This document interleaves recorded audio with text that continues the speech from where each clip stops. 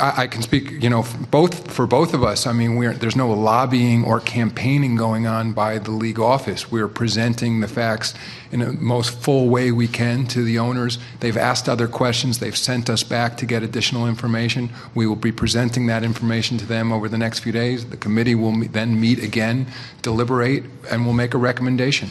And I think I've been referred to more time in the last 3 days as staff than in the last 30 years.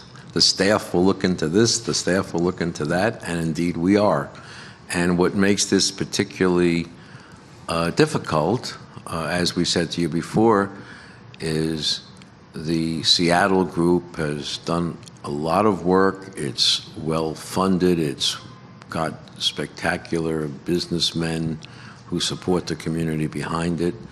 And the Sacramento group has a very strong base of economic support as well. And, and in fact, Sacramento itself has stepped up in various ways. And we've got 2 temporary facilities that we're going to be playing in whichever way the board goes, and the quality of those facilities, and there are so many other issues, and the critical path based upon environmental reviews, potential lawsuits, and the like. We have expended not only enormous man hours, but enormous sums of money for outside consultants. This will be by far our most extensive review of anything like this in the league's history. Third row in the middle. Commissioner Stern, Jason Puckett from Sports Radio KJR in Seattle. If the league does not approve the sale to the Hanson-Ballmer Group, do you ever get a sense where that group and even the fan base in Seattle would have doubts to ever trust the league again?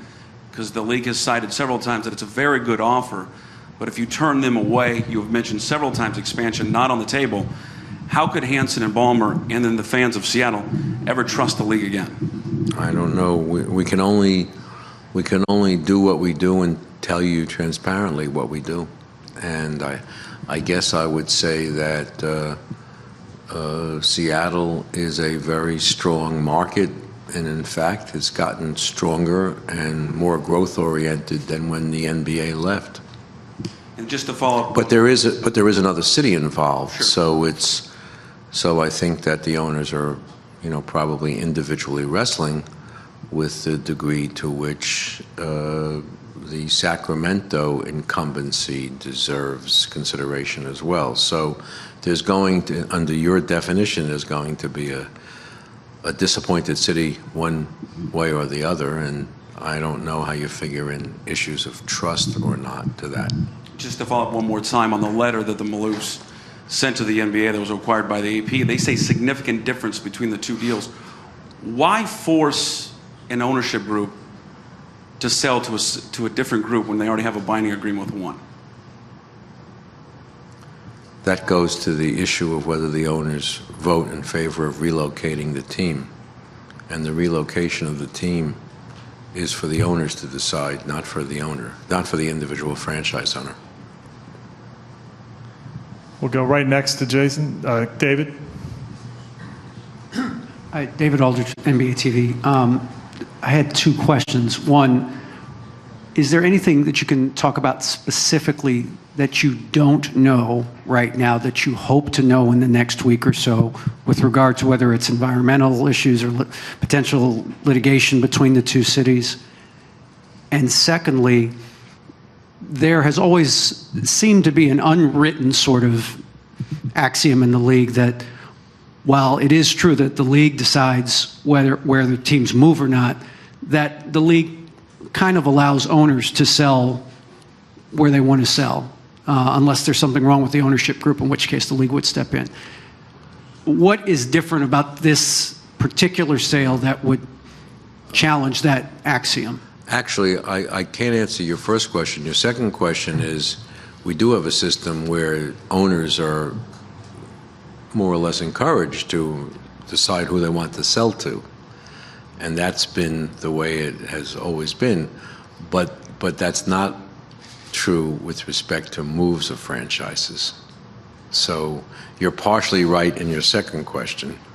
It's always been for the league to decide about the moving. On the first question, David, there's just some ongoing discussions that we have to have with both groups that I'm not prepared to talk to you about now because we want to talk to them first. Fourth row, Ken.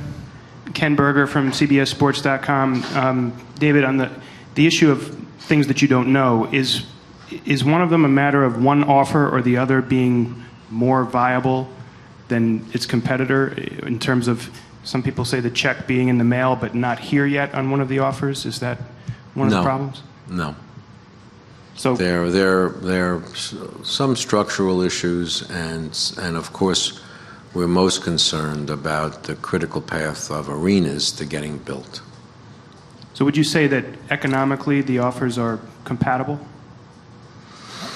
They're in the same ballpark with respect to the net result to the selling family.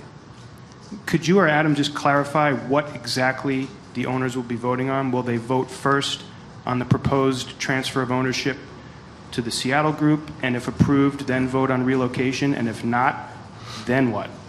Yeah. We've never had a situation like this before. And we're working out with the committee the working model. And for us, the linchpin seems to be, and I think the committee agrees, or the committee directs, that the first issue is whether we're prepared to authorize the team to move. That'll be the first order of the day. I'm going to take three more. Start with Brian, fourth row. Brian Mahoney from the Associated Press. Okay, say we get to the draft lottery, which is basically a month from now. Is it either going to say Kings or Seattle, Sacramento or Seattle at that point? I mean, Yes. So we will have an answer then. We're going to have an answer in accordance with the schedule that I outlined. I don't remember the exact weeks, but I think we're talking about a vote. If it's Monday, the 29th of April, then the week that is after that, May something or other, that's the week the vote will come from the board. Even when you won't say an answer, I've always kind of got the impression you know the answer. You're going to miss me. More than you know. I mean, is this about the first time where, am I right that you don't know the answer? And That is correct. This has been a wrenching. This is it's the only time in the last 47 years that I haven't known the answer. No, but this is one that's just been quite difficult and confusing for the owners as well. And we've been working very hard to give it a structure at their direction. We're the staff, and we are trying to answer every question that they have. Fourth row on the left. Ben Adler with Capital Public Radio, NPR in Sacramento. There's been a lot of talk and criticism about the Sacramento Group's offer. Not enough money, not binding, no deposit. Can I just ask you bluntly, is there anything wrong with Sacramento's offer? No. I think it's not as complete as it probably is going to be by the close of business today or tomorrow. There is a down payment. It is binding. We have had assurances of funding support, and that has been documented to something in the neighborhood of 80% to our satisfaction. When I say satisfaction, the committee's satisfaction. But it's in the ballpark, and it's there.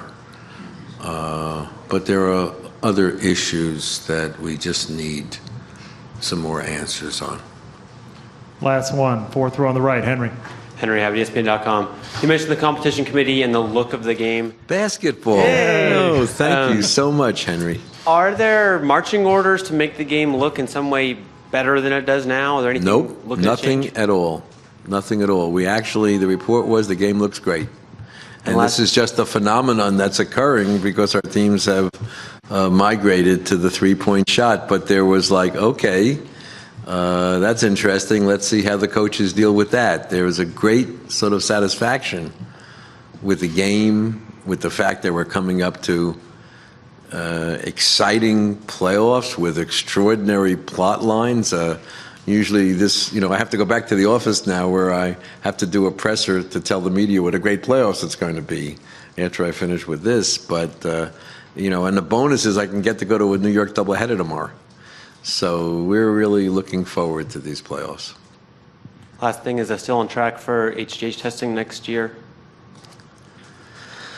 The answer to this is that I believe so, but I don't want to put words into the mouth of a union leader who hasn't been selected yet. And that's going to be a subject for discussion. But I must say that the history of our union leading the way, if you would, with respect to all drug testing and the adding of additional substances, in some way, we're lucky to see this sort of play out in other sports so we can be better informed. Right now, we hope that we're going to have HGH testing for next season, and we don't see any reason why we won't.